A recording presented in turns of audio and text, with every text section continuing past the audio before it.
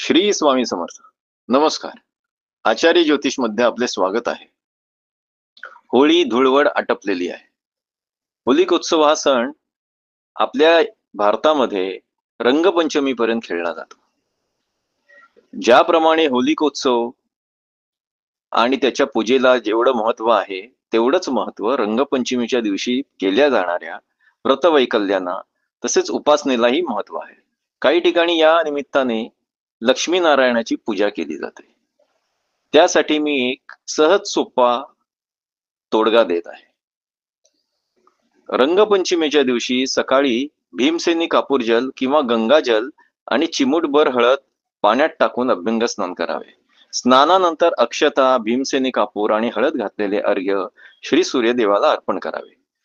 त्यानंतर सर्व देवपूजा झाल्यावर श्री लक्ष्मी आणि भगवान विष्णू यांची पूजा करावी. माता लक्ष्मी ही संपत्ती, समृद्धी इत्यादींची देवी आहे.